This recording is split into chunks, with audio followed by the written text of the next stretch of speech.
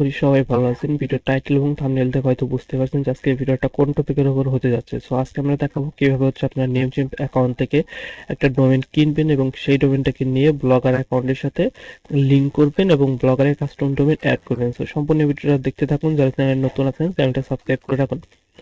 So ফার্স্টে আমরা চলে যাবো হচ্ছে আমাদের নেমচিপ অ্যাকাউন্টে আসার পর হচ্ছে আমরা আহ, এখান থেকে ডোমেন কিনবো। ডোমেন কেনার জন্য কি করতে হবে, জাস্ট আমাদের নেটটা একটু স্লো আছে, জাস্ট এর জন্য রিফ্রেশ করতেছি। এরপর হচ্ছে ডোমেনে চলে আসবেন, তারপর ডোমেন নেম সার্চ করবেন, এখানে ক্লিক করবেন। এখানে ক্লিক করার পর এখান থেকে হচ্ছে আপনি আর যে ডোমেনটা কিনবেন সেই ডোমেনটা সার্চ করার জন্য পেয়ে যাবেন, সার্চ বক্স পেয়ে যাবেন। এখান থেকে হচ্ছে আপনারা ক্লিক করে এটাকে কিনতে পারেন। জাস্ট এখান থেকে হচ্ছে আমরা ডোমেনে আসলাম, ডোমেনে আসার পর এখান থেকে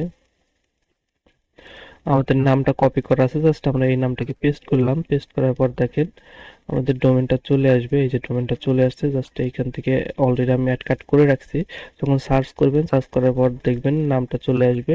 এই নামে কত ডলার কিনতে হবে সেটা দেখাবে। আর হচ্ছে রিটেল, এটা হচ্ছে আপনার পরবর্তী বছরে যখন রিনিউ করবেন তখন কত ডলার কাটবে সেটাও দেখাবে। জাস্ট এটাকে যখন অ্যাড করবেন, অ্যাড করার পর হচ্ছে আপনারা এই যে আহ, এখানে কার্ড বাটনে আসবে। কার্ড বাটনে আসার পর ভিউ কার্ডে ক্লিক করলে এখান থেকে দেখতে পারবেন আপনাদের ডোমেনটা কার্ডে অ্যাড হয়েছে। জাস্ট আপনারা চাইলে এখান থেকে বছর কত বছরের জন্য নেবেন সেটাও দিতে পারেন।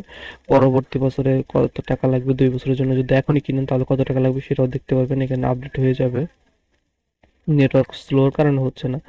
জাস্ট আমি হচ্ছে 1 বছরই রাখবো। 1 বছর রাখার পর হচ্ছে যদি কোনো কুপন থাকে আপনাদের, সেই কুপনও এখান থেকে দিয়ে দিতে পারেন। জাস্ট কুপন না থাকলেও এখান থেকে কিনতে পারবেন। জাস্ট এখান থেকে 2 বছরেরটা আপডেট হয়ে গেছে। দেখেন নেটওয়ার্ক স্লো তো এই জন্য একটু সময় লাগতেছে। জাস্ট এখান থেকে কনফার্ম অর্ডার ক্লিক করবেন।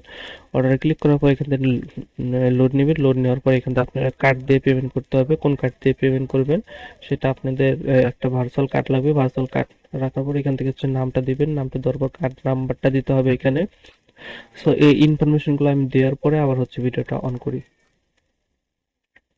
এখান থেকে যখন এই কার্ড ইনফরমেশনগুলো দিয়ে দিবেন, দিয়ে দেওয়ার পরে জাস্ট কন্টিনিউতে ক্লিক করবেন। কন্টিনিউতে ক্লিক করার পর আপনাদের কিন্তু পেমেন্টটা দেখেন এখান থেকে সেভ করতে বলতেছে। আমি সেভ করব না, সেভ না ক্লিক করলাম, সেভ করব না। জাস্ট এটা লোড নেবে। লোড নেওয়ার পর আমাদের পেমেন্টটা পেতে ক্লিক করলে দেখবেন যে কিছুক্ষণ সময় পরে অটোমেটিক্যালি আমাদের পেমেন্টটা হয়ে যাবে এবং আমাদের নেমচিপে ডোমেনটা বাই হয়ে যাবে। দেখেন একটু লোড নিচ্ছে, নেটওয়ার্কের সমস্যার কারণে একটু সময় লাগবে। জাস্ট আমরা হচ্ছে একটু ওয়েট করব। এখানে কয়েক সেকেন্ড সময় লাগে পেমেন্ট হইতে। প্লেস অর্ডার, দেখেন এখানে প্লেস অর্ডার দেখাইতেছে। এই যে লোড নিচ্ছে, এখন আমাদের কিন্তু পেমেন্টটা আমাদের অ্যাকাউন্ট থেকে কেটে নিচ্ছে, সেই নোটিফিকেশনটা আমরা পেয়ে গেছি ট্রানজেকশনের।